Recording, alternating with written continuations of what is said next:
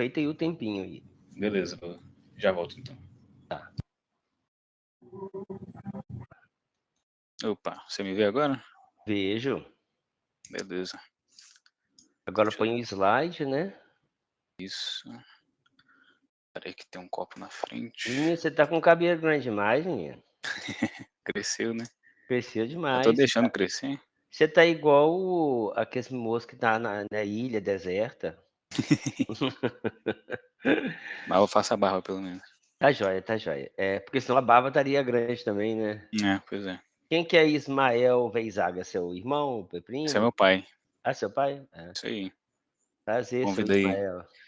a família, convidei os amigos da escola. O pessoal, tipo, de fora também tava querendo assistir. Vamos ver quem aparece. Tem o Gabriel Anjinho, né? O Gabriel tá aí. Passa só o slide para ver se tá passando direitinho. Ok, só um segundo. Uma Tá pergunta. ok. Vai ter um cronômetro? Vocês vão avisar? Tipo, Não tem aviso não, você vai não? fazendo. Eu tentar você controlar aí o seu horário de ficar entre 20 e 30 minutos, tá bom? Fechou. Tranquilo. Não tem cronômetro não. Ok. Olá, bom dia, Thales. Bom dia. E aí? Bom dia. O menino tá igual Jesus Cristo ali, pra você ver. Olha, você vê o tamanho do cabelo dele, olha, você vê. É. Tá igual aqueles. Não, a gente não sabe se Jesus tinha o cabelo comprido, né? Mas assim, a imagem que se vende pra gente, né? A iconografia.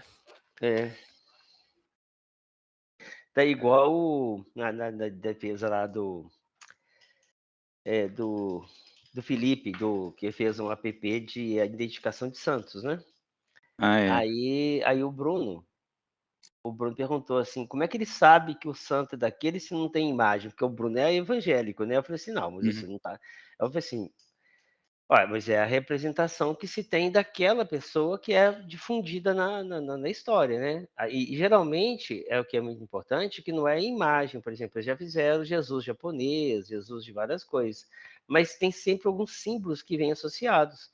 Por exemplo, o São Sebastião tem sempre a flecha atravessada no corpo, então, assim, às vezes por exemplo, São Francisco tem um animal, alguma coisa, tem sempre um elemento, não é a elemento face em si. sim. É o elemento que representa aquela figura, né? Ou seja, é uma lança, é um livro, é uma coroa, não é a face em si que é importante.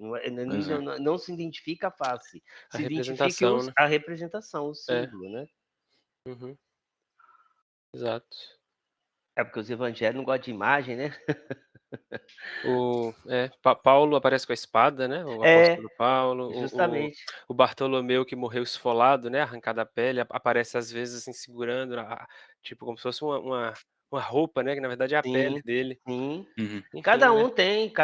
Tomás de Aquino, que era intelectual, aparece com o livro na mão, Isso. né? Assim, Cada bem um tem uma característico. representação, não é a face. Os mais modernos você tem o rosto, né? Os mais Sim. modernos, você, João Sim. Paulo II. João o Paulo II que virou, né, santo, ele tem, né? o Padre Pio de Pietrelcina também. É um santo do O século Padre XX. Eustáquio aqui perto da minha casa, Sim, que eu já Padre morei lá, Eustáquio. Exato. foi beatificado o Padre Eustáquio também, ele é moderno, né, vamos dizer assim. Uhum. Então Sim. ele tem foto, tem imagem, tem até talvez filmagem, né? Eles canonizaram agora há pouco um jovem de... Acho que o jovem morreu com menos de 20 anos, Carlo Acutis. Eu Faleceu? vi, Você eu viu, né? vi, eu Então, vi. tem aí foto em alta resolução dele. Justamente. Bom dia. Bom dia. Bom dia. Natália. Bom dia. Tudo bem?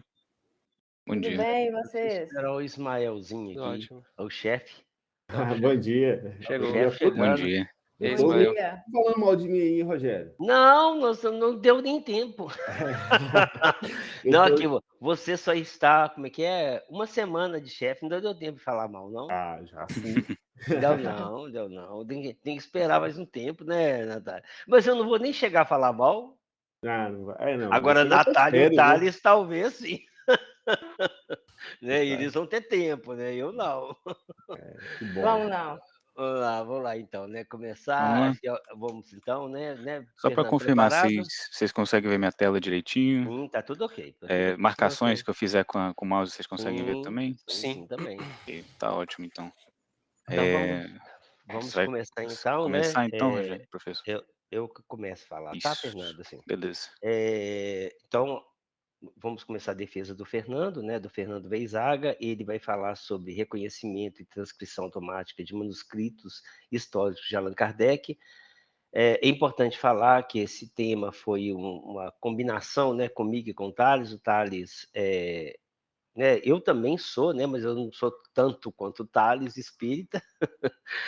E a gente, ele tinha esse desafio, né, de fazer essa automatização dessas transcrições de novos documentos do Allan Kardec. E aí o Fernando aceitou esse desafio de fazer isso para automatizar, porque hoje é feito praticamente, né, de forma assim pessoal. A pessoa vai lá, fica lendo e tem que entender de francês, entender, né, de uma série de coisas, e entender a grafia. Então a gente tentou automatizar isso. É só explicando mais ou menos da onde saiu o projeto, né, dessa parceria com o Thales. Então eu quero agradecer aí a banca, né, o Ismael, a Natália e ao Thales, né, aí por a gente ter trabalhado junto esse semestre aí. Bom, Fernando, como você sabe, já expliquei antes o protocolo, né? O protocolo é 20, 30 minutos de apresentação, passa para arguição, passa para avaliação e finalização. Então, você tem aí de 20 a Tá 30 ótimo. minutos, a gente fecha as câmeras, não é interrompido, e depois é que a gente fala, tá ok? Tá ótimo, muito obrigado. Então, falou. Vou começar então? Pode? Ok. Primeiramente, agradecer a presença de todos que estão aqui. É, Como o professor Rogério falou, o tema do meu trabalho é reconhecimento e transcrição automática de manuscritos históricos de Allan Kardec. O aluno sou eu, Fernando Weizaga. O orientador principal foi o professor Rogério, com um orientador que também forneceu a ideia do tema, sendo o professor Tales. Então, vou começar a apresentação, começando pela introdução.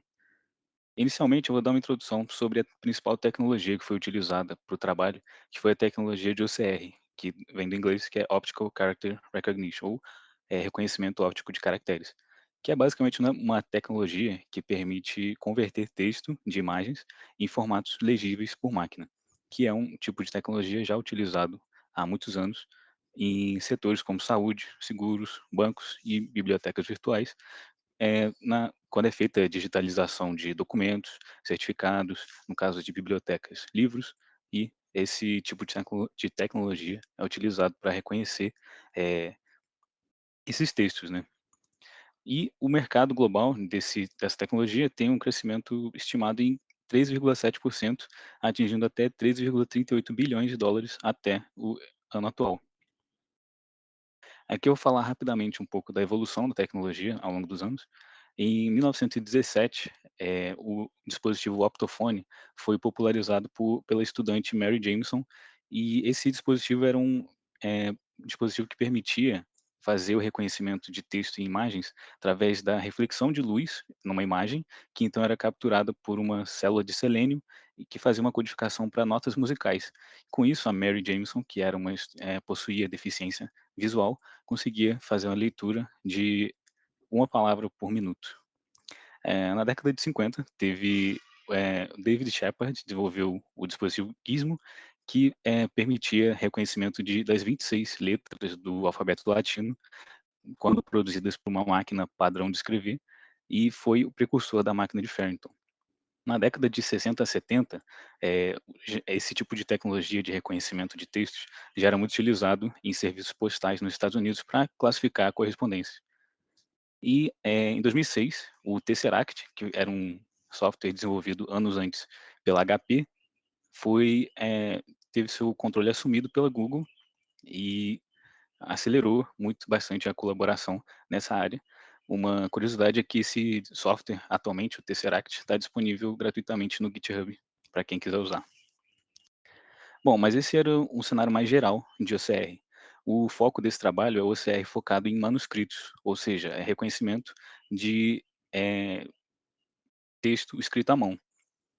E esse tipo de tecnologia oferece maiores desafios, visto que esse tipo de escrita tem uma natureza mais cursiva, muitas vezes, tem muita variação, dependendo de escritor para escritor, e um vocabulário mais expandido. Esse tipo de tecnologia é dividido amplamente, principalmente em dois métodos, que é o online, onde você utiliza telas sensíveis ao toque, aliados a uso de canetas e digitais para obter informações em tempo real da escrita, e métodos offline, no qual é feito um reconhecimento do texto já de imagens escaneadas. Aqui temos uma imagem que ilustra, né, esses dois métodos. Na esquerda temos aqui na esquerda, né, temos o exemplo da método online, no qual é utilizado, como mencionei, uma tela sensível ao toque, com uma caneta digital, para obter informações em tempo real da escrita à mão, que é então passada ao software para ser reconhecido. E na direita, aqui, a gente tem um scanner que vai, né, gerar permitir que uma imagem seja escaneada, eh, e aí então seja passada em software para ser reconhecida. Bom, dada essa introdução da tecnologia, agora eu passo para qual foi a motivação desse trabalho. Como o professor Rogério mencionou anteriormente, existe um projeto que foi iniciado pela Universidade Federal de Juiz de Fora, que busca, né, preservar e disponibilizar obras do pensador e pedagogo francês Allan Kardec. Allan Kardec, que foi um dos responsáveis por fundar as bases do espiritismo. Espiritismo esse que consolidou-se, né, como um dos 3 maiores grupos religiosos no Brasil. Então dá para observar a relevância dele até nos dias de hoje. E esse projeto é feito com a colaboração de várias outras instituições, como a Fundação Espírita André Luiz, o site, né, online Allan Kardec Online, e do qual foram reunidos diversos manuscritos que antes pertenciam, né, a coleções privadas ou estavam guardados em museus, e aí eles conseguiram acesso a manuscritos, que então eles buscam fazer a transcrição desses manuscritos e disponibilizar online a transcrição e a tradução para português. Só que esse processo atualmente é feito de forma manual, por voluntários. Então, é uma grande oportunidade para utilizar a técnica de tecnologias, né, de reconhecimento de escrita à mão, para auxiliar nesse processo. Eh, então, aí vem o objetivo do trabalho, que é desenvolver uma solução baseada em redes neurais convolucionais recorrentes para auxiliar na automatização da transcrição dos manuscritos históricos focados no de Allan Kardec, e contribuindo assim para a preservação e acessibilidade desses documentos históricos. Falar um pouco agora sobre os trabalhos relacionados. Eu reuni aqui 4 trabalhos relacionados na área. O primeiro, de Scheidel, ele é o que mais inspirou o meu trabalho. Ele buscou fazer uma rede neural também, convolucional recorrente, só que para reconhecer texto manuscrito em documentos históricos. Só que o trabalho dele era um trabalho mais genérico, ele buscou, que o modelo dele conseguisse generalizar para vários tipos de escrita diferente. E no trabalho dele ele utiliza algumas técnicas que eu também utilizei no meu trabalho, e gerou resultados muito interessantes. O segundo trabalho relacionado, de Bluch, é um trabalho onde ele também utiliza uma rede neural convolucional recorrente para fazer o reconhecimento de texto manuscrito de imagens, só que no caso dele, ele busca que o modelo dele seja capaz de reconhecer texto de parágrafos inteiros de texto de uma vez só. Normalmente, o reconhecimento de manuscritos é feito linha a linha ou palavra a palavra. Aí ele busca uma solução para reconhecer de parágrafos inteiros e também consegue resultados muito interessantes. O terceiro trabalho relacionado é um trabalho onde é desenvolvida uma CRNN de fusão eh, em que é introduzida uma camada extra nessa rede neural que faz uma fusão de características. Vocês ainda estão conseguindo. É porque deu um aviso aqui no RNP falando que Tá deu a ok, Fernando. perda Não, da tá minha tranquilo, conexão. tá Ah, tranquilo, tá. tá tranquilo, tá tranquilo. Ok. Ok, beleza, obrigado. Bom, nesse trabalho, eles introduzem uma camada extra entre as camadas convolucionais e recorrentes do modelo de rede neural, buscando aumentar a aquisição de informação e durante a transição, né, das fases da rede neural, e também conseguem resultados muito bons com algumas bases de dados disponíveis online. E por último, a gente tem esse último trabalho de reconhecimento de cena. Basicamente, eles utilizam também uma CRNN e utilizam algumas técnicas de label smoothing para aumentar o ganho de informação também da rede, e eles utilizam funções de perda derivadas de modelos de reconhecimento de fala, sendo que a fala também, modelos de reconhecimento de fala também tem que lidar muitas vezes com irregularidades, né, como a escrita também tem. Então eles conseguiram também resultados muito interessantes com o modelo deles.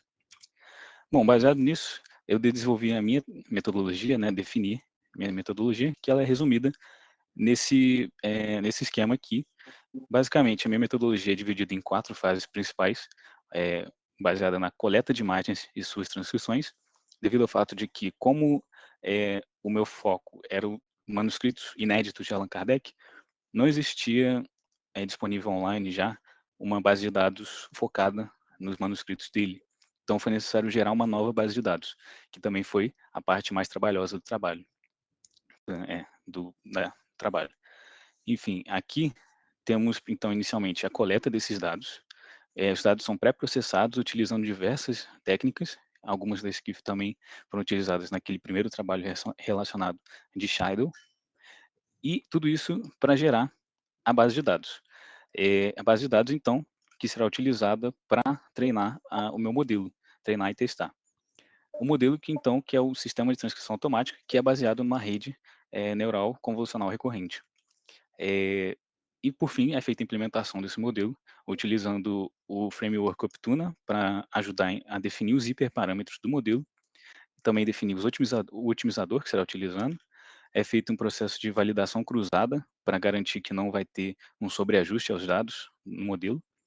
Também definimos na implementação as métricas de análise que serão utilizadas para avaliar o desempenho do modelo.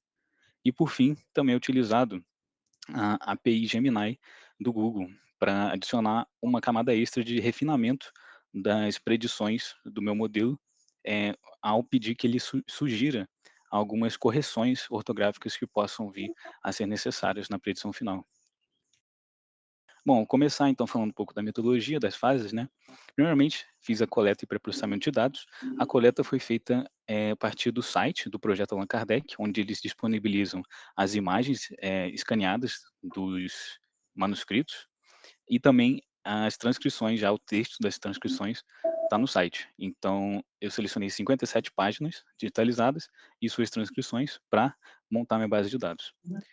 Em seguida, eu passei para o pré-processamento dessas imagens, apliquei algumas técnicas para padronizar as imagens e buscar facilitar o consumo delas pela rede neural. Algumas técnicas de destaque são a remoção de ruído, que eu utilizei a técnica non-local means denoising, ou redução de ruído a partir de uma média não local, que vai ser exemplificado a seguir.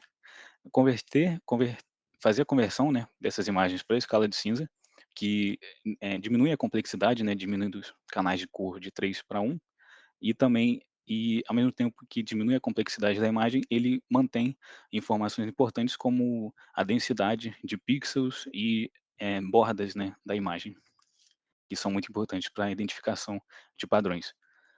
Eu também fiz alguns ajustes nas angulações do texto, visto que o Allan Kardec, ele costumava escrever muitas vezes em papéis brancos, né, tipo, sem nenhuma pauta.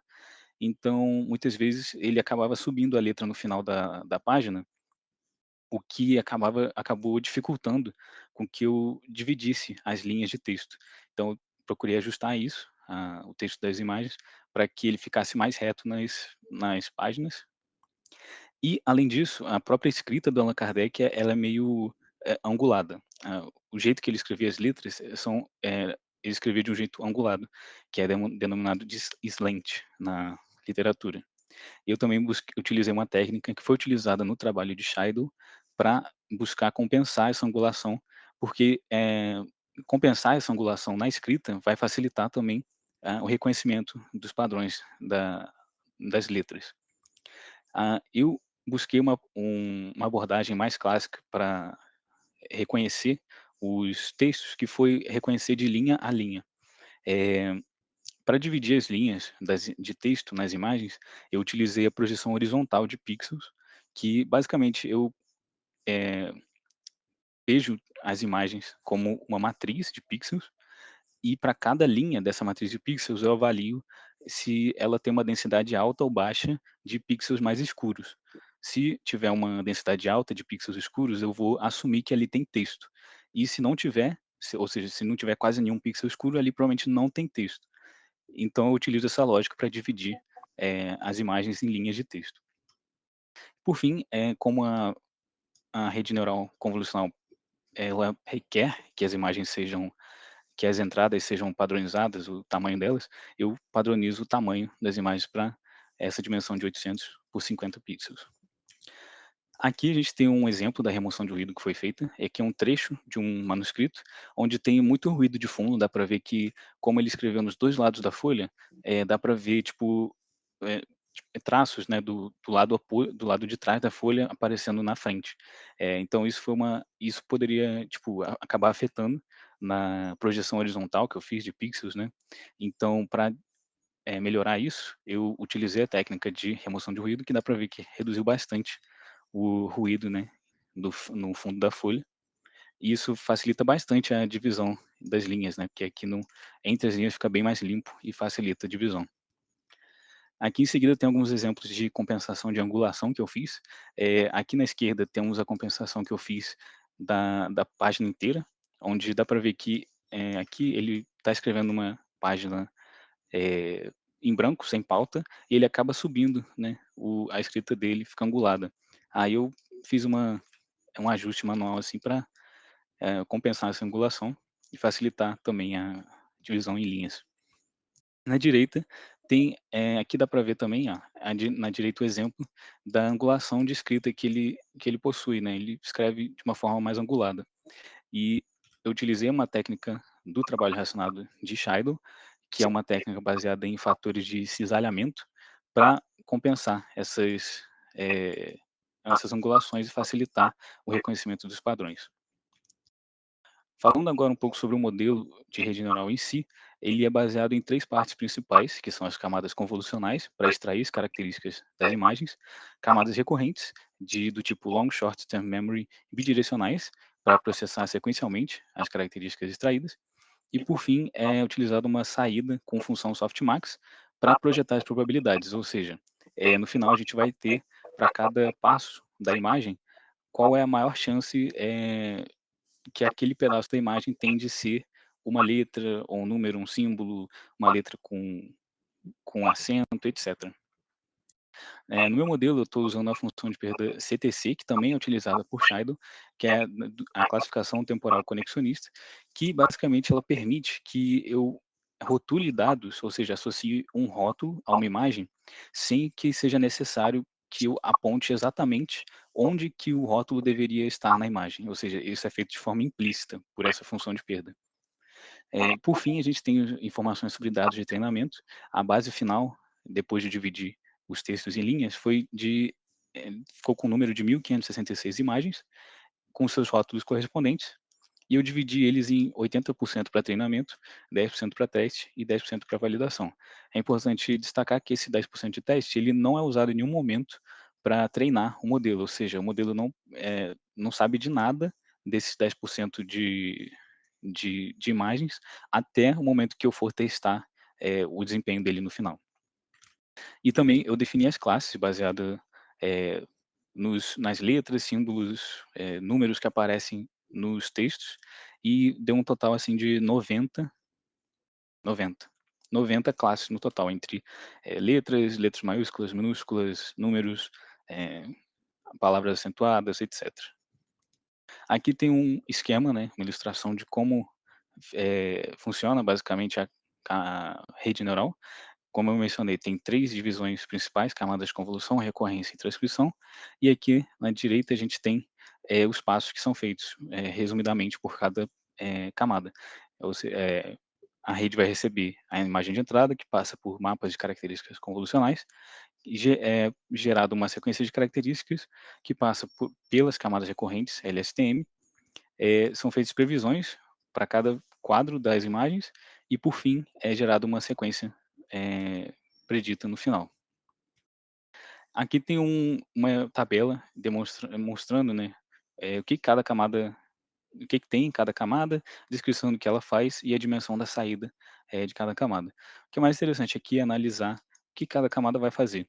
Temos a entrada, que recebe linhas de texto em escala de cinza, e aqui temos a divisão das camadas convolucionais e as camadas recorrentes e a camada softmax, que vai projetar as probabilidades.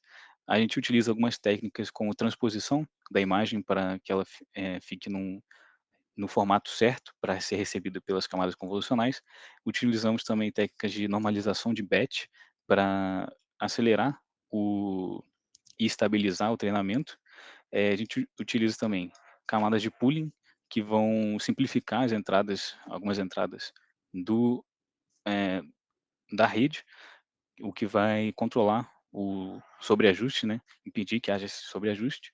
Também existe a camada de dropout que a gente utiliza, que vai eliminar algumas unidades aleatoriamente das camadas, para que sejam geradas, tipo, novas redes toda vez que for rodar um treinamento novo. Entre as camadas convolucionais e as recorrentes, tem uma camada de reshape, que vai ajustar a saída das camadas convolucionais para as camadas recorrentes, e por final a gente vai ter aqui depois das camadas recorrentes, uma camada de softmax que vai projetar, como mencionei, a probabilidade em classe, ou seja, eu tenho 100 passos de tempo que eu vou ter a probabilidade desses 100 passos de tempo para cada uma das 90 classes, de 0 a 89, né. Aqui a otimização que foi feita e algumas ferramentas utilizadas. Para a montagem do modelo, eu utilizei o Optuna para definir hiperparâmetros do modelo, como taxa de aprendizado, dropout e unidades LSTM, e foi feito um estudo, né, com esse framework, com 50 tentativas, 25 épocas cada. Demorou por volta assim, de 13 horas para terminar. E algumas ferramentas e técnicas que foram implementadas também. O TensorFlow foi a biblioteca do Python que foi utilizada para gerar, né, a rede neural e também para gerar a base de dados. E, como mencionado anteriormente, a API Gemini do Google foi utilizada para sugerir correções ortográficas nas transcrições geradas. Aqui a validação que foi feita e métricas utilizadas, foi feita uma validação cruzada para garantir que não haveria sobreajuste dos dados, e as principais métricas de desempenho foram utilizadas para avaliar, né, o modelo, foi a taxa de erro de caracteres, taxa de erro de palavras e o Blue Score. Basicamente, eles vão avaliar o quão essas taxas de erro primeiramente, vão avaliar quão diferente está a previsão do texto real, que deveria ser, e essa última métrica vai analisar a qualidade da previsão ao comparar diversas previsões com diversos rótulos verdadeiros. Falar agora sobre os resultados que foram encontrados. Aqui são os valores que foram oferecidos ao Optuna para determinar quais seriam os hiperparâmetros. Então, para a taxa de aprendizado, foram sugerido esse intervalo de valores e assim por diante, taxa de dropout. Esse intervalo, unidades LSTM nesse intervalo e otimizadores entre RMSProp ou ADAM, que são otimizadores usados muitas vezes também nos trabalhos relacionados para fazer nesse tipo de rede que quer identificar padrões. E aqui foram os resultados do estudo realizado pela Optuna, que os números, né, foram gerados para esses hiperparâmetros que eu utilizei no meu treinamento. E aqui, importante, a taxa mínima de erro de validação que o Optuna conseguiu atingir foi de 1,663, ou seja, o erro é o que a gente quer minimizar, então esse valor de perto já de zero, de 1,663, já é bem interessante. No entanto, eh, esses foram apenas os números que o Optuna encontrou para os hiperparâmetros. Eu peguei esses números e fiz o meu próprio treinamento, aumentando o número de épocas para 40, né, de 0 a 39, e esse aqui foi o resultado que eu consegui encontrar com o meu treinamento, uma taxa de erro de validação mínima de 0,52 aproximadamente, e dá para ver que o treinamento começou eh, mais distante, né, teve alguns picos aqui de diferença, no entanto, ele foi ao longo do tempo estabilizando e aqui no final conseguiu encontrar um valor bem baixo também, entre 0 e 1 de erro. Então aqui temos visão geral dos resultados.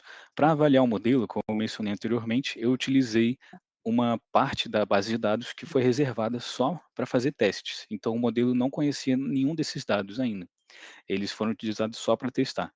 Então, aqui, ó, o modelo foi utilizado em manuscritos inéditos, no caso, a parte do conjunto de teste, e os resultados demonstraram uma alta precisão na transcrição e na preservação do conteúdo original, visto que as métricas chegaram a valores muito bons, a taxa de erro de caracteres, ou seja, em uma palavra, a taxa de erro de caracteres foi de 0,45%, taxa de erro de palavras em linhas de texto foi de 2,5%, e em linhas de texto, a similaridade entre o que foi predito e o real foi de 91,26%. Eh, Aqui agora a gente tem uma visão mais detalhada dos resultados da última métrica do Blue Score, que mede, né, a similaridade entre o que foi predito e o real. Dá para ver que, ah, é verdade. O conjunto de teste, ele ficou com um tamanho de 158 imagens, que foi 10%, né, do tamanho total da base de dados, e dá para ver aqui a distribuição que mais de 120 dessas imagens alcançaram um valor de Blue Score entre 0,9 e 1, que é um valor muito bom, que representa uma alta similaridade entre o que foi predito e o valor real dos rótulos. E aqui a gente pode ver que algumas outras predições tiveram, né, um valor de não tão bom, mas a grande maioria obteve um valor muito bom na previsão, que é o que está explicado aqui, né? Mais de 120 de 150 imagens alcançaram valores próximos de 1, que representa a alta pressão semântica, e o resto apresentou valores inferiores, né? Que indicam uma menor similaridade em alguns casos específicos. Agora eu vou ilustrar, basicamente, o uso do Gemini para sugerir correções. Basicamente, eu peguei um manuscrito que não tinha uma transcrição ainda no site. O site possui manuscritos que ainda não foram transcritos. Peguei essa imagem, pré-processei ela, dividi em linhas e pedi para o meu modelo, já treinado, fazer a predição eh, do texto nessas imagens. E aí, aqui dá para ver as linhas, né, as imagens, o que foi predito em cima das imagens, e embaixo eu consigo ver o que, o Gemini sugeriu de correção. Essa primeira correção, L diante, foi o que o meu modelo previu. L diante é uma palavra que não existe em francês, e o mais próximo disso seria dimanche, que é domingo. Isso foi uma correção que o Gemini sugeriu, que é uma ótima sugestão. Conversei com os professores, eles concordaram que isso aqui é o mais apropriado, visto que isso aqui é muito provavelmente uma data de manche, né, de domingo, 20, beleza, 20, o dia, 9 Bre, que é um destaque aqui que tem que ser mencionado, que 9 Bre, como eu acabei discutindo com os professores, parece ser uma forma de representar novembro, de 9 Bre, aí fica novembro em francês, enfim. Só que o Gemini acabou sugerindo setembro, provavelmente porque setembro é o nono mês do ano, ele acabou fazendo essa sugestão, mas a gente discutiu com os professores, parece que não seria a melhor sugestão, a sugestão mais adequada. Então cabe aí, esse destaque de que nem sempre o Gemini vai sugerir a fazer a correção mais adequada, o que destaca também, né, a necessidade de muitas vezes uma correção manual de quem está fazendo a transcrição. E aqui embaixo ele também sugeriu uma ótima correção também de SANED com 2 N's para SAMED, que é sábado. Agora uma rápida análise do modelo. Ele apresentou alta precisão nas transcrições e, com a implementação de Gemini, apresentou um desempenho ainda melhor que algumas abordagens tradicionais. Só que o Gemini também destaca a dependência, né, de uma revisão manual, porque, em alguns casos de ambiguidades, ele pode sugerir uma correção que não é a mais adequada. E também existem alguns desafios devido à qualidade dos manuscritos. Se existir um manuscrito muito que não esteja numa condição muito boa, pode ser que não seja mais difícil fazer a previsão dele. Bom, para concluir agora, aqui temos um resumo do estudo. Foi desenvolvido, então, nesse trabalho, um modelo para reconhecimento e transcrição de manuscritos históricos, utilizando uma rede CRNN, e a principal contribuição seria a capacidade de auxiliar no processo de transcrição dos manuscritos inéditos do Allan Kardec, ajudando a preservar o valor histórico e facilitando o acesso a quem estiver interessado. E aqui um resumo do desempenho do modelo, as métricas utilizadas, que apresentaram números muito bons. E aqui algumas sugestões para trabalhos futuros. Algumas sugestões foram dadas também pelo professor Rogério, como por exemplo, essa segunda aqui, de explorar modelos baseados em transformers, que esse tipo de modelo ele analisa a entrada de uma vez só, em vez de essa abordagem da CNN, ela analisa dados de forma sequencial. Os transformers analisam a entrada ela inteira de uma vez só. Então talvez seja interessante aplicar futuramente. Expandir a base de dados é sempre bom para impedir que o modelo se ajuste demais aos dados. E também utilizar técnicas de aprendizado semi-supervisionado. Eu mencionei que para exemplificar o Gemini, eu utilizei uma transcrição que não tinha, quer dizer, uma imagem que não tinha transcrição. Então, nesse caso, eu não poderia, no meu modelo atual, não utilizei ela para treinar o modelo. Mas se eu fizesse um aprendizado semi-supervisionado, eu poderia utilizar ela para treinar o modelo também, mesmo ela não tendo a transcrição. E a longo prazo seria interessante tornar o modelo uma ferramenta amplamente aplicável, ou seja, um produto fechado que qualquer pessoa poderia utilizar para só inserir, né, o manuscrito e obter a predição para ele. E assim ajudando a preservar documentos históricos em diversas áreas. E é isso. Muito obrigado. Fernando, certinho, 30 minutos. 30 minutos Parabéns, certinho? parabéns. Muito obrigado. Muito boa apresentação, tá? Muito boa apresentação, muito clara. Eu achei que ficou ótimo, tá? E agora a gente vai passar para a fase da arguição. Nós vamos chamar aqui, né, a Natália, as damas primeiro. Natália, muito obrigado. Terceira, né, Natália? Terceira, Mas graças a Deus horas. você fica livre de mim, viu? Agora você fica livre. O Ismael ainda não, o Ismael ainda tem hoje à tarde. Mas hoje você já fica livre do Rogério. Isso aí, eu quero agradecer também o convite, agradecer você, Rogério Tales, o Fernando. Eu fiquei muito feliz em estar participando, me sinto honrada, né, porque esse trabalho aborda uma obra de extrema importância, né, desse professor, pedagogo, pesquisador, pensador, enfim. Tenho grande admiração pelo trabalho, pelo legado de Kardec. E o Fernando ele fez um ótimo trabalho, né, conseguiu bons resultados, apesar dos desafios da base, né? Eu estava vendo o site do projeto, então tem documentos de todo jeito, né? Alguns bem danificados pelo tempo, manchados, já com a escrita apagada, assim, em alguns pontos, né? E o próprio fato de ter sido escrito à mão tem as suas peculiaridades, né? As diferenças ali da caligrafia. Então, no geral, eu achei excelente o trabalho. O texto também está bom. Eu tenho algumas sugestões que eu vou passar aqui. Eu fiz algumas anotações no PDF, eu vou te enviar, tá, Fernando? Mas algumas coisas eu queria perguntar, tirar algumas dúvidas e comentar aqui. A primeira coisa é o seguinte: a sigla HWR.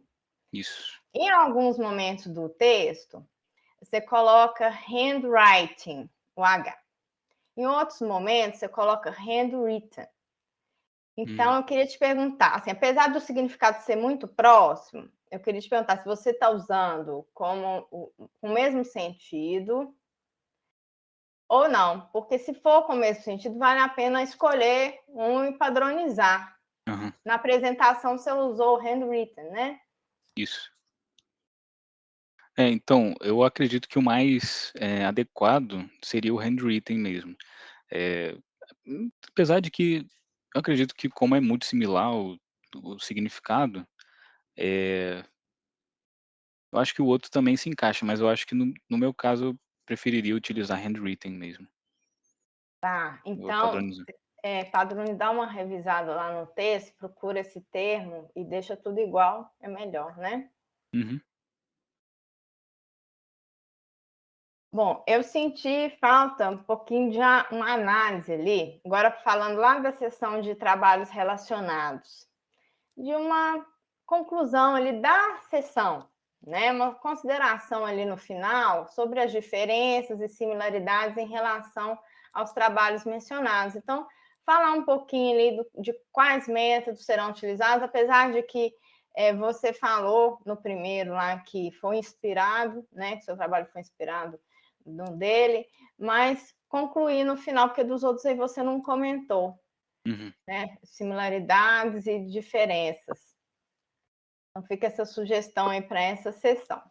Na sessão de metodologia, eu acho ótimo quando tem esse diagrama, essa figura com as etapas, né? Isso ajuda a entender o trabalho, ter essa visão geral sobre o trabalho, né?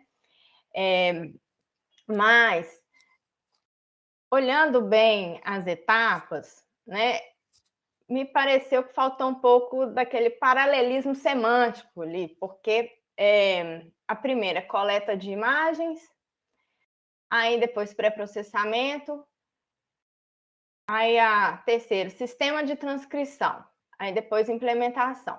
Então, ali, vou dar um exemplo, né? Essa parte do sistema de transcrição, essa etapa. Qual a ação que está envolvida nessa etapa? É desenvolver o sistema? É escolher, selecionar, né? Porque em seguida você fala da implementação. Então, a minha sugestão seria trocar esse nome e um pouquinho da organização também das subseções seguintes que você explica cada uma. Isso está excelente, né? Você mostra a figura, aí as subseções estão de acordo com cada etapa da figura, né? Mas essa organização, então, por exemplo, coleta de imagens, eu colocaria ali construção da base, porque em pré-processamento, quando você abre as subetapas lá, tem base de dados. Base de dados, e o que você escreve sobre base de dados, por exemplo, você fala de parte do treinamento, né? Aí já não é mais pré-processamento. Então, de repente, vale a pena unir com uma outra, tirar de pré-processamento, ou seja, cada coisa em seu lugar. Então, coleta de imagens, construção da base, pré-processamento, desenvolvimento do sistema de transcrição e experimentos ou avaliação de resultados. Porque implementação e desenvolvimento, elas estão muito relacionadas também. Então, isso é uma questão de organização do texto, né? Porque em alguns momentos, vou te dar um exemplo aqui. Tem explicações de referencial teórico na metodologia. Então, dá a impressão que o seu texto vai e volta, né?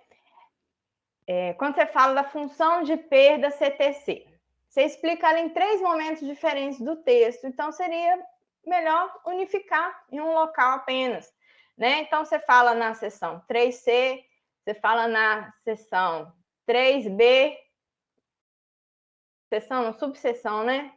Subseção, porque é 3.B.7. E aí você fala em um momento, aí em alguns parágrafos depois você volta a falar.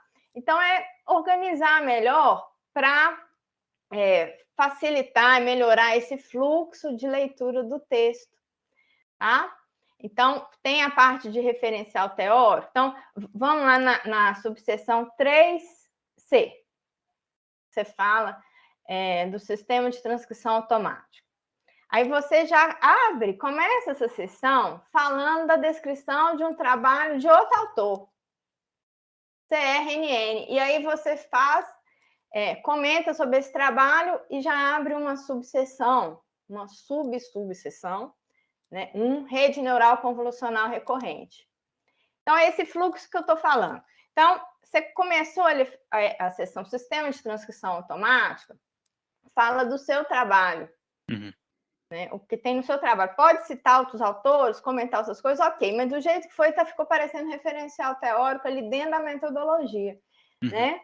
E tira essa subseção, porque é uma só, né? Falando do mesmo assunto ali. Então, para não cortar esse fluxo, faz essa reformulação, se possível, né, junte os assuntos, né, que são relacionados ali, para não ficar puxando uma coisa dali, para não prejudicar a leitura, o entendimento, né? Ou seja, o sentido é facilitar a leitura para o artigo ficar melhor, né? Mais fácil de ler. Uhum. Bom, então essas questões de texto, né? Depois eu vou te mandar. Eu queria te perguntar uma coisa sobre essa seleção inicial que você fez. Você falou que escolheu 57 páginas. Isso. Aí a pergunta é: qual critério que você usou para escolher essas 57 páginas? Bom, foram algumas coisas que eu considerei. Primeiramente, eu queria. Tem manuscritos, né, de diferentes acervos lá no site. Então, primeiro eu avaliei quais que estavam transcritos, né, com uma transcrição já terminada. Procurei buscar manuscritos de datas das mais variáveis possíveis, né, para ficar mais bem variado. Não focar muito, tipo, numa época só, porque a escrita dele podia mudar ao longo do tempo. E busquei também páginas que poderiam, tipo, que não estivessem muito deterioradas, que pudesse, tipo, acabar afetando demais, o treinamento, por causa de dificuldade, né, de reconhecimento, por causa do estado das folhas, das folhas, né, dos manuscritos. Basicamente isso. Entendi.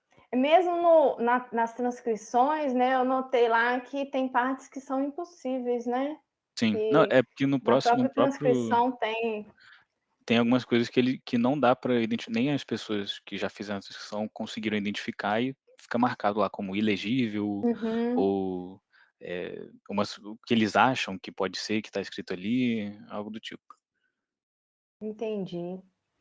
E aí você selecionou, fez o pré-processamento para melhorar essa qualidade, né? Aí você colocou o pré-processamento, você falou desfoque gaussiano. Seria um filtro gaussiano de passa-baixas? Não, esse é um exemplo que eu dei, tipo, de abordagens mais clássicas Não. de aplicação para remoção de ruído. O que eu utilizei foi como eu mencionei no trabalho, um método, que existe na biblioteca OpenCV, que também é utilizado em um dos trabalhos relacionados, que eu esqueci exatamente qual agora, mas, que é um tipo de técnica que ele faz uma média não local. Ele pega uma janelinha, né, marca uma região numa imagem e procura, essa mesma janela na imagem inteira, para fazer uma média, e aí definir a cor, né, tipo dessa janela.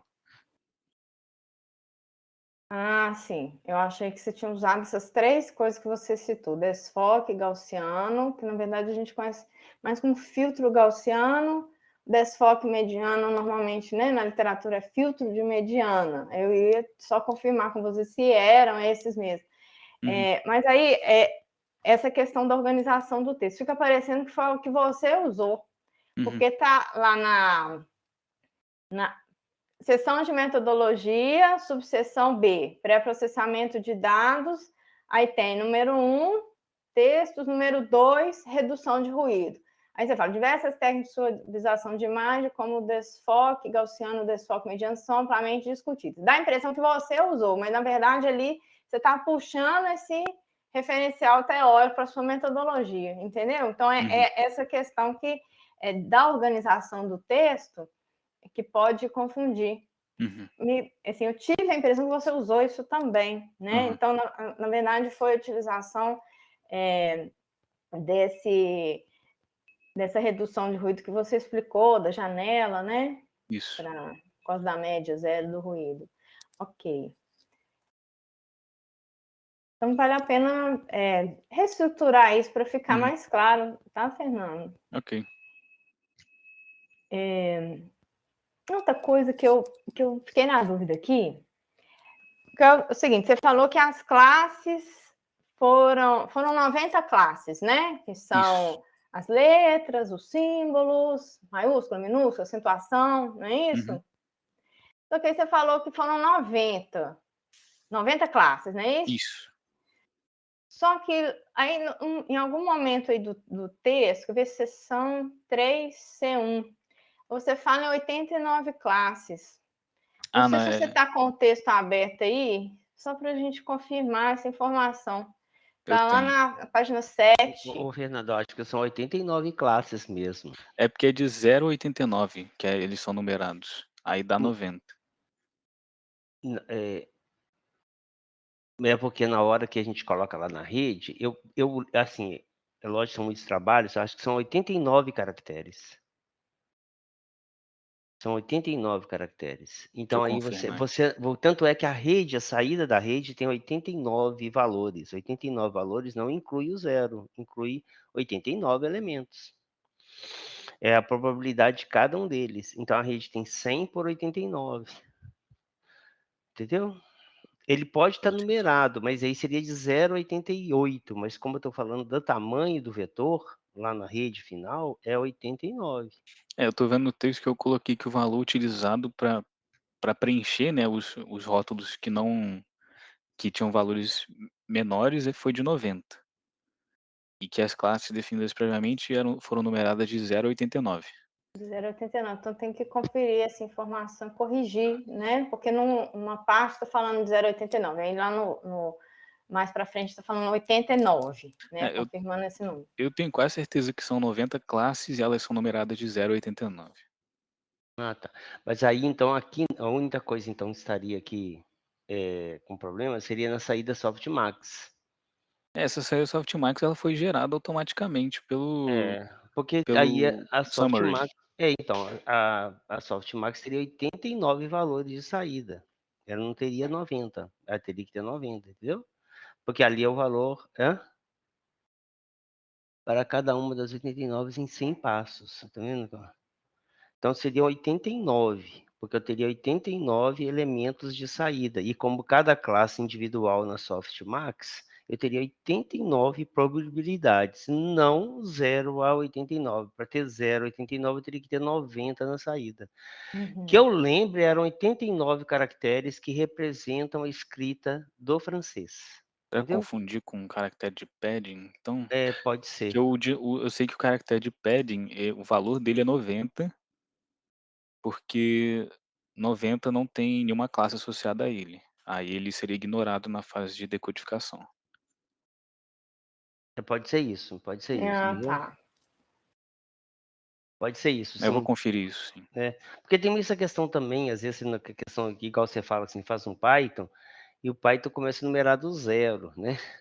Aí coloca o zero como sendo o primeiro elemento, mas aí no caso da Softmax, daquelas camadas que você colocou na tabela, ali não existe a questão da linguagem, existe a questão da saída, e a saída são 89, então eu tenho 89 elementos, porque como a Softmax me dá a probabilidade de cada uma das classes, eu tenho 89 probabilidades, ou seja, 89 caracteres. Tá certo. Eu conferi isso mesmo. Ok.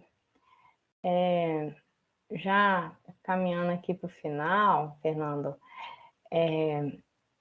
lá nos seus resultados, achei ótimo as ilustrações, ótimas as ilustrações, o exemplo, só que aí bateu aquela curiosidade, né? Porque você escolheu um documento não transcrito, como exemplo, né?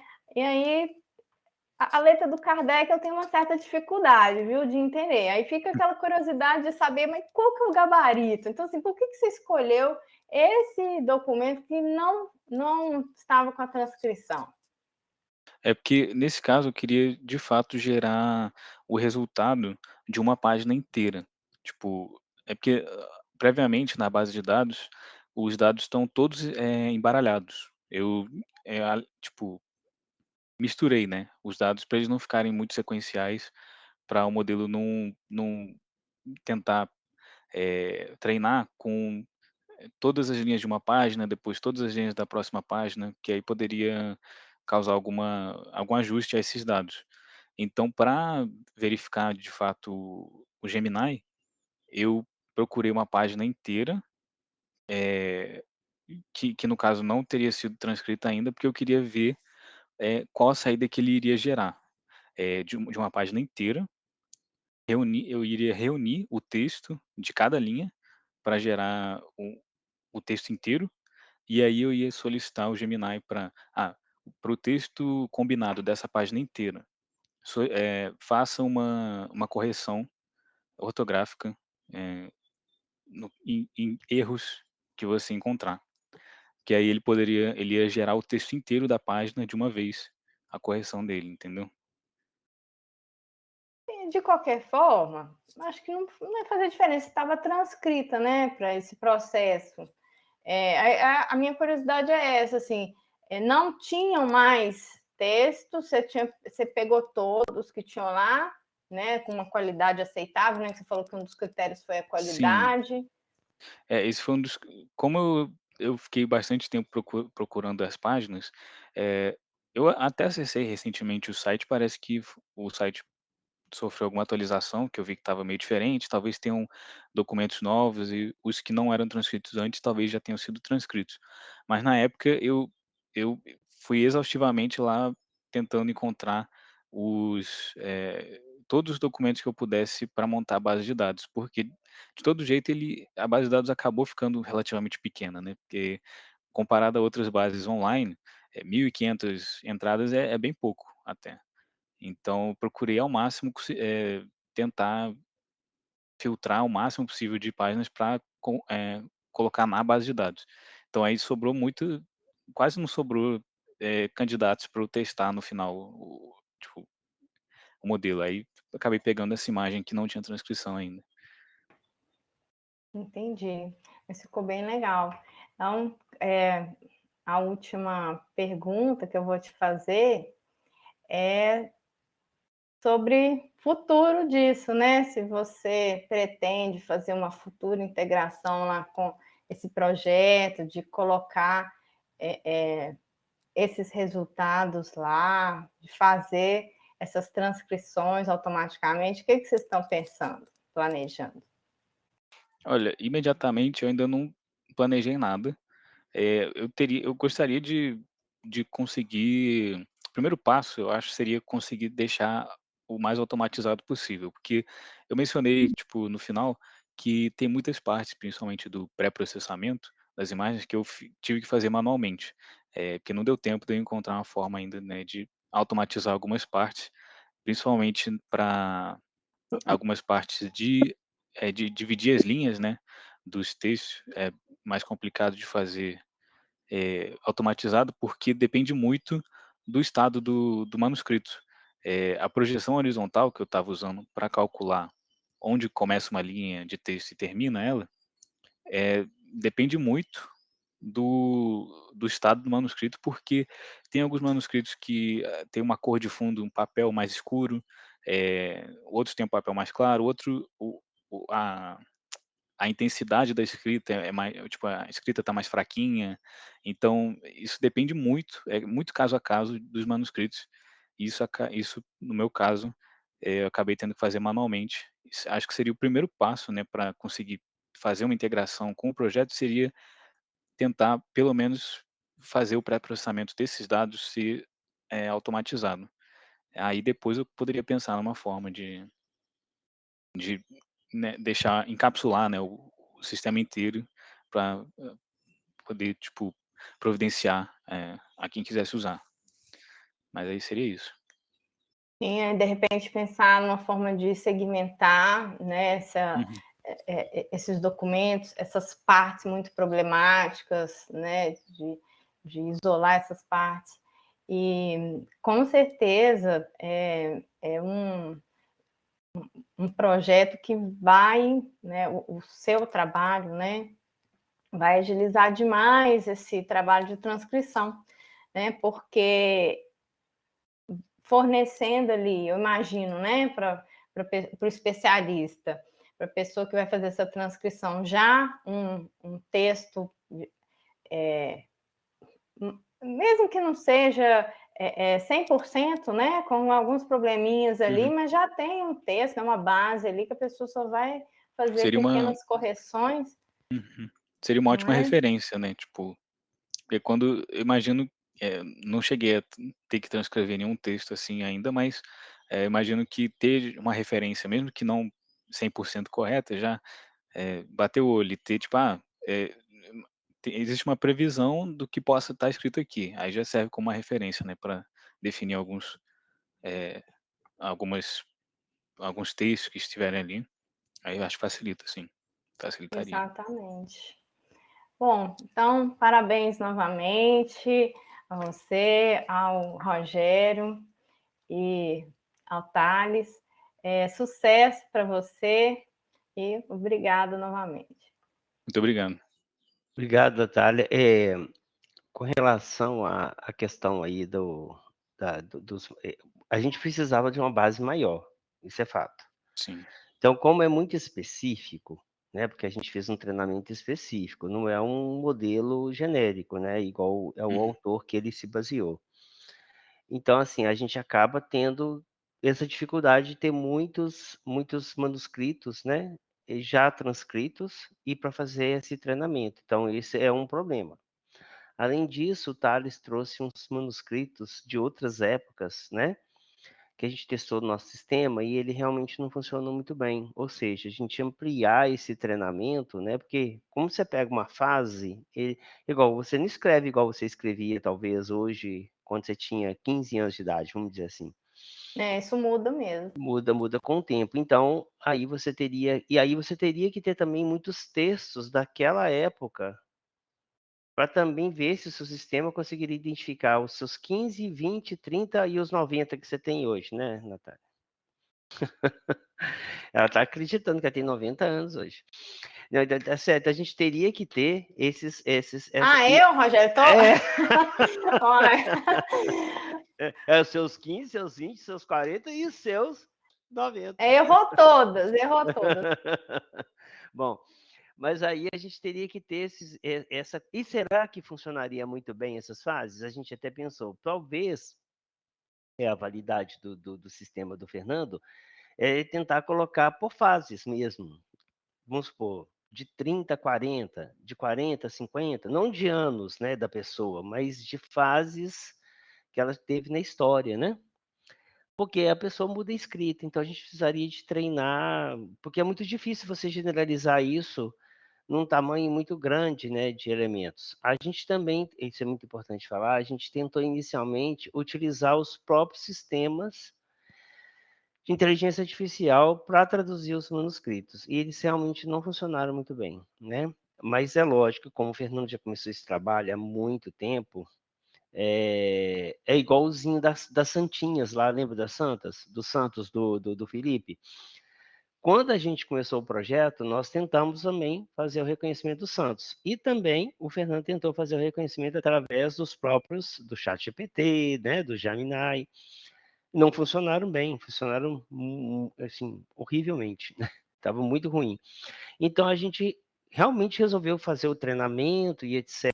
A gente ia fazer uma outra coisa, usar as APIs, né, de inteligência e fazer algum outro processamento por fora para poder otimizar as traduções, né? Ou como se fosse assim, era um refino e depois a gente faria uma outra parte, né, num pós-processamento, vamos dizer assim, para poder melhorar os erros que porventura apareceram na tradução, mas não deu certo. Então a gente fez igual o dos Santinhos lá do Felipe, a gente também fez todo o treinamento. É só para explicar, né? Porque como hoje tem muitas ferramentas automatizadas, né, que usam os transformers aí e tudo, então ele pega o texto inteiro, ele vê o contexto como um todo, então tudo isso facilita a questão. E a gente fez linha a linha, né? Então é mais tradicional, vamos dizer assim, esse processo. O que poderia se pensar, como trabalhos futuros que o Fernando colocou, usar essa questão dos transformers e tudo mais para pegar o contexto como um todo. E isso ajuda. Quando você tem o contexto, você consegue fazer uma tradução, né, mais adequada. O que, às vezes, numa linha não tem condições. A gente fica muito ligado ao caractere, propriamente dito, do que propriamente a questão da contextualização. Por isso a gente colocou o Gemini atrás, porque ele poderia ver todo o conjunto do texto e colocar dentro daquela contextualização, trocar as palavras que seriam, por exemplo, assim, que seriam mais adequadas, né? Corrigir a ortografia, mas a gente também colocou, né? O Fernando foi muito criterioso nisso, que a gente falou assim, ó, nós não queremos que ele troque o texto, nós só queremos que ele corrija as palavras, né? Porque senão ele troca o contexto, porque é assim que faz. Você chega lá e melhora esse texto, aí o cara vai chegar e vai trocar tudo, né? Aí não é transcrição mais, né? Então a gente tomou muito esse cuidado para que a correção que o Gemini faria era das palavras, ou seja, principalmente aquelas que vieram qualquer erro, qual que ele substituiria, e não do contexto em si, né? Isso também é importante falar, porque de repente assim, você usou Gemini e trocou, não trocou nada, ele trocou só as palavras, ele olhou palavra por palavra, mais ou menos isso, né? Assim, Rogério, no Gemini falando. Foi a frase ou vocês chegaram a testar com o texto todo? Fornecer para ele o texto todo? A gente chegou a fornecer o texto todo, né, Fernando? O texto inteiro. Colocava lá a página, lá a fotografia, aquela fotografia que você viu, e falava assim, identifique pra gente, né? Tipo isso. Mas era muito ruim. Muitos erros. Entendi. Agora a gente não fez recente, né? Eu acho que o Fernando não fez. Não. Como os negócios vão evoluindo muito rápido, pode ser que hoje ele faça, mas na época que a gente começou a fazer, não fazia. Né? É basicamente isso, né? Assim, só para explicar, porque às vezes tem alguns contextos, né, que a gente passou pela história aí, né, que foi o que determinou a gente seguir alguns caminhos, né? Então, por exemplo, o treinamento e etc. Mas é isso. Muito obrigado aí, Natália, pela participação, né? Mais uma, né? Acabou! E vamos agora passar para o chefe, né? O chefe Ismael. Bom dia novamente. Obrigado pelo convite. Bom dia. Obrigado pelo convite, Thales, Rogério, Fernando. O trabalho ficou muito bom, parabéns para vocês. Gostei muito do trabalho. Vocês atacaram um problema real, um problema prático, que tem o potencial de ser... O sistema de vocês tem o potencial de ser utilizado em breve para ajudar as pessoas numa tarefa muito importante, uma tarefa de preservação, de disponibilização de conteúdo histórico. Parabéns mesmo pela iniciativa e parabéns pelo trabalho. Ficou muito bom. Toda a parte computacional que você fez, Fernando. Parabéns. Gostei muito da sua apresentação, Fernando. Você demonstrou que você domina bem tudo que foi feito. Parabéns. Isso é muito importante para um aluno, demonstrar isso em uma apresentação. Foi muito legal. Gostei do texto também. Tem algumas partes... O texto assim, está bem fácil de ler, foi bem tranquilo de ler mesmo. Tem alguns comentários que eu fiz, eu anotei no PDF, eu vou te mandar. Na maior parte das vezes, são coisas simples, são detalhes pequenos. Uhum. Eu comecei a ter problema mesmo no texto na parte de resultado. Vou passar algumas coisas aqui, rapidamente. Ok. Começando aqui das partes simples, só alguns exemplos, não vou passar tudo não, viu, Fernando? Só para você entender. Aí, depois eu vou falar dos resultados, que eu acho que é a parte que eu tenho mais comentários. Bom, em várias partes do seu texto, você usa o termo alto desempenho, alcançou uma baixa taxa de erro. Isso aí você tem que tomar cuidado quando você fala isso, que você não teve um baseline no seu texto, não tem um baseline. O Rogério acabou de explicar aí, esclareceu bastante, você chegar a testar outras ferramentas, só que isso não aparece no texto. Então, assim, olhando mais de uma forma metodológica de trabalho, de um trabalho científico, você não pode falar que você teve um alto desempenho, um baixo desempenho, se você não tem um ponto de comparação, se você não tem o que a gente chama de linha de base. Você poderia contar no texto uma parte dessa história, tem que ser rápido, né, porque não tem muito espaço, Mas contar que você tentou utilizar algumas outras ferramentas, só que não foi nem possível medir a taxa de erro, porque a taxa de erro foi muito alta, por exemplo. Uhum. O ideal mesmo seria você utilizar, por exemplo, um trabalho desses relacionados. Eu acredito que deva ter alguma biblioteca que já faça para você. Mesmo que o resultado seja muito, muito ruim, muito baixo, não tem problema. Quando que a gente fala baseline, pode ser a ideia mais simplista que você conseguir, não tem problema. Só que se você mostrar o resultado do seu baseline comparando com o seu, você consegue mostrar as suas contribuições de uma forma mais efetiva. A gente eu não teve estou desmerecendo o trabalho, Fernando. Eu estou Uhum. focando aqui na parte metodológica de um trabalho científico. Eu queria separar essas duas partes, entendeu? Sim, eu fiquei receoso com essa parte também. Eu considerei comparar com os outros trabalhos, só que eu fiquei em dúvida se seria Justo. ideal, justo ou ideal comparar, porque eu estou usando uma base de dados nova, né? Tipo, então não seria uma comparação muito, não sei, adequada, talvez. E com os testes que a gente fez com Gemini, né, ou outros chats AI para que a gente solicitou, né, faça a transcrição dessa imagem. Não achei também que seria o baseline mais ideal, porque como é que eu vou avaliar, né, tipo, o desempenho de solicitar uma transcrição de um chat, assim? Aí eu fiquei nessa dúvida, mas realmente acho que é importante também adicionar essa baseline. Eu vou verificar qual seria o mais adequado. Você chegou a tentar o Tesseract, alguma coisa do tipo? Então, o Tesseract, se eu não me Não sei engano, se ele ele é de faz OCR. Não OCR. sei se ele faz texto manuscrito. Tem um serviço da Amazon que eu sei que ela é focado em texto manuscrito. Mas eu também não sei se vai ter um bom resultado. Mas, assim, O Ismael, só Pode interrompendo falar, aqui, nós Rogério. testamos também outros, mas assim, a gente testou informalmente, tá?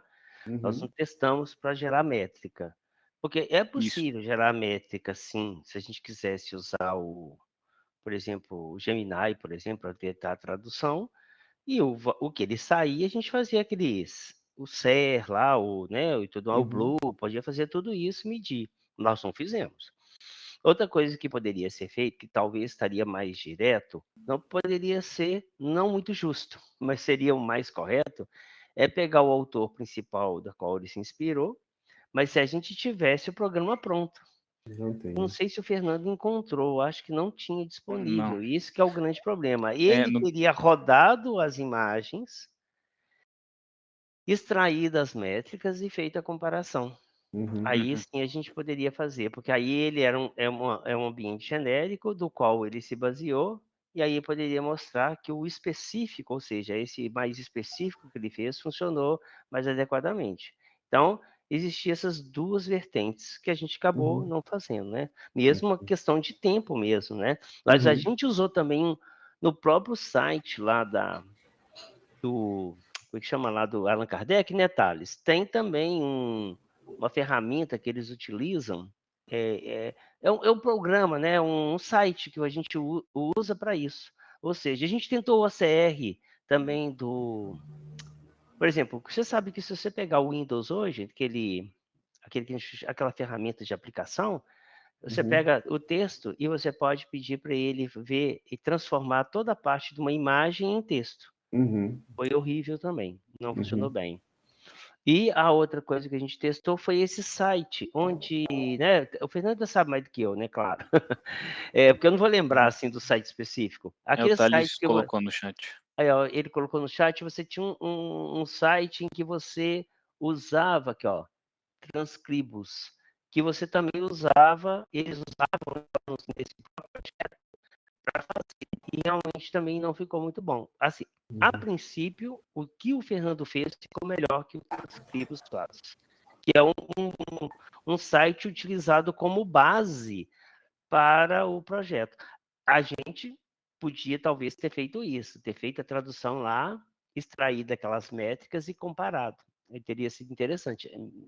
Acho que nós, quer dizer, realmente passou pela cabeça fazer esse teste, mas eu acho que isso aí se perdeu depois de um tempo, até por causa do próprio tempo do TCC. Você só desculpe isso nosso aqui, tá? É só para lembrar que isso é interessante se fazer, né? É interessante. Talvez o transcrito seja assim, um bom baseline para a gente. Então, legal, Rogério. Eu acho assim, não dá tempo mais, não pedir para você fazer outros experimentos para colocar resultado. Eu acho já que vocês fizeram já seria assim suficiente para esse ponto de trabalho, colocar pelo menos um parágrafo explicando isso, entendeu? Contando essa história, porque assim deu trabalho para vocês e quem lê o texto não vai ver esse trabalho, pelo menos para deixar claro que vocês tiveram esse trabalho, tiveram essa preocupação e que nem era viável comparar com essas abordagens, porque o erro foi muito alto. Eu acho assim, compensa você colocar isso no texto, viu, Fernando? E também, assim, tentar suavizar um pouco mais na hora que você fala dos resultados do seu trabalho, porque você não teve essa comparação, entendeu? Então, assim, tenta ser um pouco mais suave na hora que você fala de alto desempenho, por causa desse detalhe. E, por exemplo, tem um outro ponto também que eu acho que é bom você suavizar, na hora que você fala assim, a abordagem descrita nesse artigo busca solucionar esse desafio. Tudo bem que você buscou, só que você não solucionou. Então, você não conseguiu, não alcançou o objetivo, entendeu? Então, você colocou um patamar muito alto para você buscar. Você tentou solucionar. Agora, se você falar assim, nós buscamos uma solução que irá auxiliar na tradução. Eu acho assim, a sua abordagem já tem esse potencial, já tem um potencial de ser usado, então você poderia falar que nós podemos entender que você alcançou o seu objetivo. Entendeu? Agora, se você fala solucionar, você colocou um objetivo muito difícil, entendeu? Se você coloca um objetivo mais alcançável, fica melhor para você. Eu estou falando isso porque, assim, para aprendizado, se você for escrever outros trabalhos, é bom você seguir essa linha também, entendeu? Tenta sempre focar no que você consegue alcançar. Eu deixei anotado aqui, são os pontos. Tem alguns outros pontos pormenores aqui, eu acho que não compensa eu comentar agora. Está tudo marcadinho aqui. Eu vou passando aqui rapidamente, até chegar no ponto que eu quero falar. Tá. O que eu gostaria mesmo de comentar com você é sobre os resultados. Bom, eu achei seu texto muito, muito fácil de ler, só que quando chegou no resultado, eu achei que você economizou para escrever. Os seus resultados estão, assim, ligeiramente curtos, em ter mais ou menos uma página, e tem muitas figuras também. E o resultado é a parte que você mais tem que investir no texto, porque é a parte que você mostra suas contribuições, deixa claro as suas contribuições. E teve algumas partes que eu fiquei com dificuldade de entender, viu, Fernando? Por exemplo, você começa falando que você usou um texto inédito para avaliar. Eu acho que a Natália até fez algumas perguntas relacionadas a isso. Mas, na metodologia, você fala que fez a validação cruzada. Aí, na hora que eu li, na primeira sentença, primeiro parágrafo, eu fiquei na dúvida. Esses resultados que ele vai mostrar é em relação à validação cruzada ou em relação a esse texto inédito? Se o texto é inédito, ele tem a transcrição? Como que ele gerou essas métricas? Aí eu fiquei na dúvida, tentei ler um pouco mais para ver se eu entenderia. Aí, na verdade, eu ainda continuei na dúvida. O que você fez, na verdade? Eu assumi, eu estou entendendo que esses resultados que você mostra em relação a esse texto inédito, correto? Os resultados aqui são em relação a a porção da base de dados que é separada para teste, que é... É isso mesmo. Na Eu acho que o que verdade, ficou os resultados, confuso... na época ele deu um exemplo, né, Fernando? Ele deu um o que ficou... exemplo. Esse é eu um acho que... exemplo Isso. É de que uso. acho que o que ficou confuso é que eu faço 2 coisas nos resultados. Eu apresento os resultados do modelo para o conjunto de dados de teste, mas eu também uso um documento que não tem transcrição para ilustrar os resultados e mostrar também o funcionamento do Gemini. Aí eu acho que talvez tenha ficado meio confuso, ficou meio misturado. Acho que se eu separar melhor essas partes, acho que vai dar para entender melhor. Essa parte eu recomendo você revisar bem, viu, Fernando? O texto final, para o leitor conseguir entender o que você fez, Uhum. é onde que entra a validação cruzada, onde que entra o teste. Por exemplo, a validação cruzada você usou para Noctuna, só para selecionar os hiperparâmetros. Validação cruzada foi usada... Foi depois do Optuna. Foi durante o treinamento que eu fiz já com os hiperparâmetros que o Optuna encontrou. Tá. Você fez o treinamento usando a validação cruzada. Me explica isso um pouco, por favor. Para O selecionar pessoal um modelo? Calma aí, é que... só um aviso aqui, o andar de cima aqui tá fazendo obra, então não sei se vai dar ficar... Aqui tá ok. Enfim, validação cruzada eu fiz foi... eu usei o Optuna para encontrar para otimizar, né, os hiperparâmetros. Peguei essas informações de hiperparâmetros e treinei o modelo. E aí, durante o treinamento desse modelo, eu fiz a validação cruzada, que é dividir o conjunto de treinamento em 5 folds e ir alternando entre eles quais seriam para validação e quais seriam para treinamento. Então, eu fiz vários treinamentos diferentes, alternando, né, essa divisão da base de dados para verificar eh, se combinações diferentes desses folds não geraria resultados muito diferentes. Porque se gerasse resultados muito diferentes, significa que o modelo está se adaptando demais aos dados, e se eu mudasse a ordem e ele desse um resultado pior, quer dizer que ele não está, né, conseguindo generalizar bem. Foi isso. Entendi. Então, você fez uma validação cruzada utilizando só a porção dos dados que você utilizou que você separou para treino. Ok. Isso. Só que você não colocou o resultado da validação cruzada no texto, correto?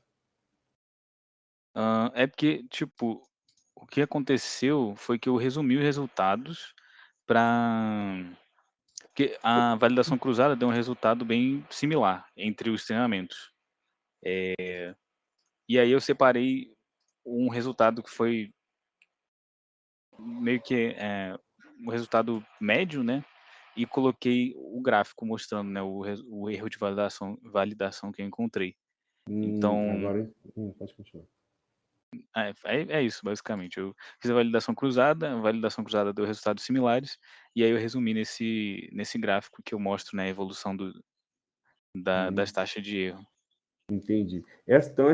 Então, assim, você tem que deixar claro aqui no texto que esse gráfico aqui, de evolução da taxa de erro, esse gráfico, se eu puder até mostrar ele aí na tela, esse gráfico é a média na validação cruzada. Uhum. Esse gráfico aí. Tem que deixar claro que esse resultado é a média do erro na validação cruzada. Porque eu fiquei tentando entender aqui onde que estava a validação cruzada, onde que você usou, o que seria esse gráfico, e não ficou claro, entendeu? Uhum. Ok, mas é isso mesmo, Ismael, que ele fez. Esse gráfico aí representa a avaliação cruzada de treino. E a tabela que ele fez com outro grupo de teste, o conjunto da base de teste. Não foi só aquele exemplo que ele deu. Foi o conjunto de elementos que deu aquela SER e etc. lá e o Blue. Depois ele fez um exemplo com um manuscrito separado que não tinha transcrição. Foi basicamente isso. Entendi. Tá? É isso. Eu entendi, Rogério. Valeu, obrigado, viu? Então, assim, Fernando, eu acho que é questão de ajustar o texto mesmo, viu? Você vai ter que pegar os resultados e investir um tempo para deixar isso tudo bem claro, bem explicadinho, porque isso aí, eu considero como a parte principal do seu trabalho. Uhum. Tudo é importante, não estou falando que as outras partes não são importantes, mas é aí que está a parte que você mostra qual o resultado do seu trabalho, entendeu? Aí na parte mais importante eu achei que está faltando detalhes. Uhum. Eu acho que você tem que investir um tempo para deixar isso tudo bem explicado, para ter um texto legal. Se alguém for pegar esse texto como referência, conseguir entender o que você fez, entendeu? A sessão de resultados eu acho que foi a que eu mais retrabalhei ela e talvez no final tenha ficado meio confuso, porque no início eu tinha colocado muita coisa, aí a gente foi cortando algumas coisas que a gente avaliou que não era necessário, e aí talvez retrabalhando várias vezes não tenha ficado, tenha faltado, né, alguma clareza, né, nessas divisões. Então sim, interessante ajustar isso. O conteúdo está até interessante, está legal. A questão é detalhar mais esse conteúdo que você colocou, entendeu? Agora que o Rogério explicou, que vocês explicaram, eu entendi, eu acho que tem uma quantidade de dados interessante para se analisar, só que você tem que explicar melhor cada parte desse dado, entendeu? Bom, eu achei que você, assim, em relação até às contribuições, você pode falar mais, por exemplo, o que mais te deu trabalho aí no seu TCC? Construir a base de dados, com certeza. Construir a base de dados. E você explora pouco isso. Por exemplo, se você quiser publicar, você tem que explorar mais esse tipo de coisa, porque se você disponibiliza essa base de dados organizada, que outras pessoas podem utilizar, isso é uma contribuição enorme. Isso é uma contribuição enorme mesmo, porque é muito difícil, você sabe, você teve esse problema, é muito difícil achar uma base de dados bem feita. Então, se você pretende disponibilizar esses dados? Sim, pretendo. Ok. Então, isso aí é uma contribuição enorme mesmo. Praticamente todo trabalho que eu publiquei até hoje, eu gerava uma base de dados. E isso aí eu acho que contribui muito para o artigo ser aceito, entendeu? Não é porque eu quero que o artigo seja aceito, é porque isso realmente é bom para a comunidade. Outras pessoas vão pegar a base de dados que você fez e vão construir soluções de uma forma bem mais fácil. Na academia, a ideia é que um pesquisador se apoie no ombro do outro. Então, você está deixando o seu ombro aí para outros pesquisadores se apoiar se você disponibilizar essa base de dados bem organizada, com os dados de cada fase separados, para as pessoas conseguirem utilizar diferentes etapas do seu trabalho. Então, acho que você pode explorar isso também. Esse trabalho ficou muito bom. Dá para ver que você trabalhou muito. É um problema muito interessante, difícil de se resolver. Você conseguiu chegar em uma abordagem para ele. Parabéns, Rogério, parabéns, Thales, parabéns, Fernando. Muito obrigado. Isso. Obrigado pelo convite mais uma vez. Muito obrigado. Muito obrigado aí, Ismael. Para mim, né, para mim estava claro, como diz o outro, né, a gente que está envolvido com o trabalho, para mim estava, assim, para mim não tinha dúvidas, né, com relação a essa dificuldade aí que vocês relataram, mas é por isso que é bom ter a opinião de várias pessoas, né, porque a gente fica envolvido com o trabalho e então a gente acaba já sabendo as etapas todas, então acaba que fica muito óbvio para a gente, né, essa questão da sequência. Então, realmente é bom ter essa visão, porque a gente consegue melhorar, né, a questão do entendimento mesmo. Ainda mais que o trabalho, eu considero que o trabalho do Fernando foi muito complexo, né? Teve muitas etapas, muitas coisas, muitos testes e que ficam difíceis. Por isso que a gente acrescentou algumas figuras, acrescentou, né, algumas explicações do desenrolar do texto, o que acontecia, justamente para poder a pessoa ficar entendendo, né, a questão da filtragem, a questão de outras coisas. Mas, assim, falando do Fernando, e depois eu vou passar para o Thales, o Fernando é excelente, né, foi um excelente aluno, né, como da minha matéria, das disciplinas que que eu ministrei, foi sempre assim, um destaque, né, Fernando? O problema dele é que ele é flamenguista, né? Não é não?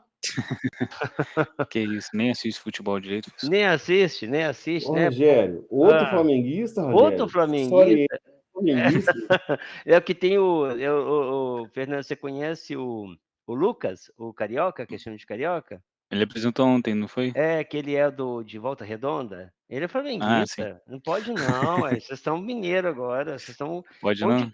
Vocês não podem não, vocês são pão de queijo agora. Ah, tá. Brincadeira. Mas assim, o Fernando é excelente. Teve assim, sempre trabalhou com assim, com muita aplicação. A gente teve greve e a gente fazia as reuniões, né?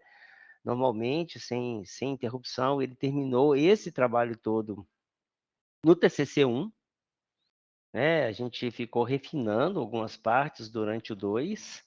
Então, assim, ele teve um desempenho assim fora do comum para poder terminar o trabalho, que eu acho que foi um grande desafio, porque não é uma coisa muito simples, né? É uma coisa bem complicada. Então, a gente teve vários problemas no meio do caminho, né, Fernando? Aquela hora que nada funcionava, nada dava certo, né? Pois é. E aí depois o negócio deu certo, e porque a gente vai ficando angustiado, vai passando o tempo, não consegue resolver, né? Aí até que a gente conseguiu resolver e o projeto teve assim, deslanchou. Então, assim, Caminhou. caminhou. Aí eu acho que o Fernando está de parabéns, eu acho que ele está preparado, é um menino preparado aí, com a formação excelente na engenharia de computação, vai ter um futuro aí tranquilo. Depois a gente rasga os elogios, né, Fernando? Né? E agora passar para o Thales, se o Thales quer falar alguma coisa, né? O Thales falou que preparou 12 perguntas cabulosas para você. Ah, foi? Foi não? Acabei de descobrir que eu preparei. Pode ir, Thales. Mas é isso, agradecer ao Fernando pela dedicação aí, pelo empenho, né, pela qualidade do trabalho. Eu acho que esse tema, eu pensei nele, acho que foi em julho de 2023, quando eu encaminhei para a Natália, né, aquelas sugestões de temas que ela pede para apresentar para os alunos, e não apareceu ninguém na primeira chamada, né, assim, na primeira tentativa. Falei, talvez seja um projeto que o pessoal não vai se interessar. Aí acho que no semestre seguinte você me falou, né, que o Fernando apareceu com interesse, e é sempre bom, né, quando a gente propõe um tema assim, aparece um aluno que dá cabo do trabalho com, né, com competência e com compromisso, né, com comprometimento. Então acho que foi muito bom. A gente tentou ter acesso a imagens melhores, né, Fernando? Eu fiz contato lá com o rapaz responsável Uhum. pela equipe, né, de transcritores e tradutores. Ele disse que veria se conseguiria imagens com maior resolução, né, base de dados maior, mas infelizmente não conseguimos. Então o que a gente tinha ao alcance da nossa mão é o que está na plataforma, né? E a resolução das imagens ali não é das melhores. Eu falo porque ele chegou a passar para mim uns outros textos, assim, de algumas listas de presença que o Kardec fazia lá na Sociedade Parisiense de Estudos Espíritas, e essas imagens que ele passou estavam excelentes, você dava aquele zoom, assim, a resolução muito refinada, mas né, era muito pouco. A gente não tinha conjunto de dados realmente com a resolução mais refinada, mais apurada. Então isso é um fator né, limitador também. Mas com os resultados que o Fernando conseguiu, eu vejo também com muita clareza que é perfeitamente viável que se consiga usar na prática para auxiliar né, o pessoal que está fazendo serviço de transcrição e de tradução, né? Porque é difícil achar pessoas, né? Tem que achar uma pessoa que tem interesse, né? Em geral são espíritas, que conheçam o francês, né? Que tenham tempo para isso. Acho que os que trabalham atualmente trabalham, apesar de ter vínculos com instituições, né? Acho que o trabalho é voluntário, esse trabalho de transcrição, né? Então é difícil. Acho que são 2 ou 3 que têm trabalhado assim ativamente atualmente. E a base de dados total, que eu não me lembro o número exato, mas esses documentos aí foi depois do ano 2000, 2010, não lembro agora, que essas bases apareceram, esses conjuntos, esses acervos, né? São mais de 3.000 documentos. E o que está transcrito assim está na casa de 2 ou 3 centenas, se eu não me engano. Então tem muito material ainda, né, para ser transcrito, muita coisa, especialmente da correspondência particular que o Kardec tinha com a esposa, né, com os colaboradores dele lá na sociedade, enfim, muita coisa ainda a surgir, né? Já surgiu muita coisa interessante da vida, da biografia dele que não se sabia, Só a título de curiosidade, por exemplo, a relação dele com a esposa, né? Não se sabia nada de como era o relacionamento dele com a esposa. Só se sabia o nome, enfim, os nomes, né? Quando se casaram e tal. E agora se tem documentos, né? Deles lidando com questões do cotidiano, né? Trocando impressões, assim, bem legal. Tem hora que ela dá uma chamada dura nele, assim, que ela ficou, acho que semanas esperando ele escrever, e quando ele escreve uma carta pequena, e ela fica frustrada e reclama disso numa carta, sabe? Então, essa dimensão é bem interessante, que a gente não conhecia. Ele ficou muito tempo casado, porque se ele manda carta para a mulher, significa que ele nem via a mulher, né? Pois é, ele tinha que fazer as viagens, porque teve a época dos desafios financeiros, né, antes de começar o envolvimento com o espiritismo mesmo, né, então, os empreendimentos de educação, viajar para Londres, para outros lugares, para tentar arregimentar alunos para trazer lá para Paris, enfim. Então ele viajava muito para resolver várias coisas, né. E um outro aspecto interessante que não se sabia, que até então se dizia que eles não tiveram filhos. E esses documentos revelaram que parece que eles tiveram uma filha adotiva que faleceu em tenra idade. Dá a Ó, entender que com menos de 10 anos, a Louise. Isso está lá nas cartas, é muito bonito, né, a relação dos dois, né, e dele com essa Louise. E também é um dado novo, assim, biográfico que não se sabia. Então tem muita coisa a surgir aí, é interessante, né, e é importante demais que se faça essa transcrição, né, e quanto mais ferramenta para a gente agilizar esse processo, para disponibilizar para as pessoas, né, melhor. Então é isso, é uhum. só para dar um pouquinho do contexto aí, e de novo, enfatizar meu agradecimento ao Fernando e dar os parabéns pela execução do excelente trabalho. Ô, Muito Thales, obrigado. eu vou começar a fazer isso também, Thales. Vou começar a Isso escrever aqui. carta para Marcela. Pois então, já pensou? Eu vou escrever carta para Marcela, sabe para quê? Para poder ficar para a história. De repente, esse Rogério Kardec, né? Aham. E o interessante, a maioria das cartas, são cartas dele para ela. Tem cartas dela para ele, mas a maioria são dele para ela, ou seja, ela Hum, guardou, né, ela teve o cuidado guardou. de preservar tudo, assim, tem carta da década de 30, 40. Isso, eles se casaram na década de 30, o Kardec falece em 1869. E aí ficou aí porque ela soube preservar, né, Mas era muito comum, né, Thales, naquela sim, época, se também guardar documentos, se sim, guardar, porque tudo era papel, né? Eu, por sim. exemplo, só para você ter uma ideia, eu não sou da época de Kardec, graças a Deus, assim, né? Ainda bem, né? Senão eu estaria vivo até hoje aqui, né, pessoa? Aham. Mas, assim, os documentos, quando eu comecei a trabalhar na universidade, eram todos Tudo datilografados. datilografado, pois é. Tudo datilografado. Então você tinha que Uhum. guardar, porque se você não guardasse, você perdia isso. Então, muitas Sim, coisas do passado que eu tinha que comprovar hoje, eu não tenho comprovação, se perdeu. sim, E exato. não tinha sistemas guardando as informações. Então, assim, quase tudo eram papéis que ficaram até eu tenho papéis amarelados Uhum. antigos aqui do início da carreira e eu comecei a trabalhar em 86, mesmo na faculdade, tinha os sistemas, mas eram aí era impressora matricial, que eram todos já assim, começou, né? Mas muitas coisas eram datilografadas no serviço público. Sim, Então, quer dizer, você sim. imagina, em 86, mais ou menos, né, que eu comecei a trabalhar, já era assim. Então, a gente ficou projetando para a época de Kardec, aí as pessoas guardavam, né, guardavam, como é que chama? Cartas, guardavam documentos, Sim. guardavam fotos, se tinha Aham. foto, né? Sim, E imagens, os relógios, na casa da minha avó tinha aqueles relógio antigo de cuco, tinha da corda, então assim, sim. ficava ali guardado, era muito interessante. Hoje a gente não guarda nada, né? Hoje a gente joga tudo fora, Pois é. Outros né? tempos. É outros tempos, a gente acaba fazendo tudo digital, né? Uhum.